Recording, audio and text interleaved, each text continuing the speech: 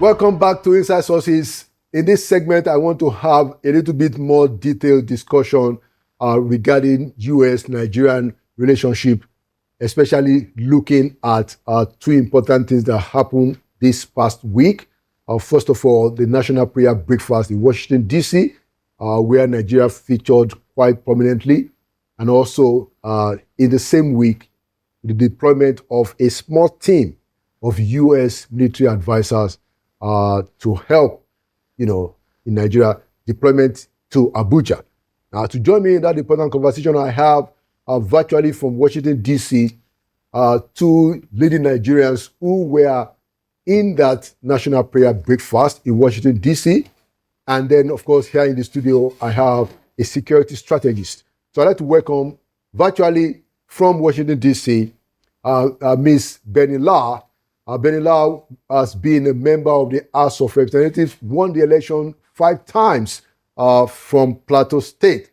Beni, it's good to welcome you to Inside Sources for the first time.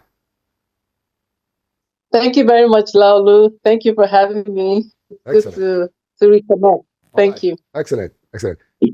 Also, we have Mr. Emmanuel Ogebe, well known to our audience, a US-based lawyer, and who is also the winner of the Diaspora Merit Award.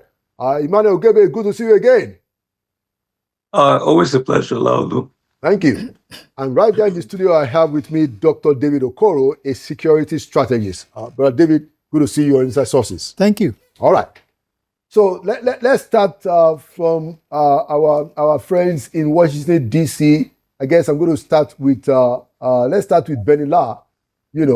Beni, what is your summary of the impact that this year's U.S. Prayer Breakfast, which I understand is actually organized by the U.S. Congress and a private foundation, it's made the news here in Abuja, in Nigeria, especially with the attendance of our First Lady.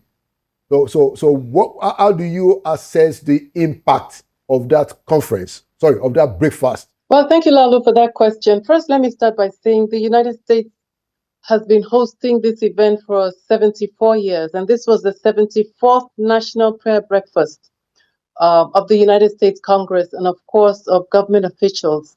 Every year that it's hosted, the President of the United States would attend. I remember the first time I was invited was about 25 years ago, before I moved back to Nigeria while I was still here, before coming to contest. And I thought that was awesome. So when I was elected, first elected in 2003, we also set up the Nigerian Prayer Breakfast. So we have a Christian parliamentary, legislators fellowship in Nigeria. And after a while, we also started something similar. What the prayer breakfast is about is the congressional members of Congress who are Christians would pray for the nation. And the prayer breakfast is an opportunity to bring people from different faiths, not just Christians, but leaders around the world. And we were pleasantly welcomed by President Donald J. Trump. I've attended when it was George Bush, I attended under Obama, and several other leaders. But I think this was really unique. And the reason why this was unique, in my view, is that 110 countries were welcomed, as usual. But more importantly, that it was an opportunity for Nigeria to forge ties with the United States. And very clearly in that hall, President Donald Trump recognized 2 leaders, world leaders, the president of El Salvador, and he said he recognized El Salvador because El Salvador was a crime-ridden country and the murder capital of the world. But because of their cooperation with El Salvador is now the safest country to live in Latin America. And after that, he went on to recognize the president of the Congo, the DRC, and he praised him for the economic ties and relationship that they were building with the United States. And then he recognized the First Lady, our own dear First Lady, Senator Oluremi Tinubu. That was remarkable. I stood up in that hall and I clapped. I was very proud to be a Nigerian at that time. So it shows, he said she's a respectable lady, she's a pastor.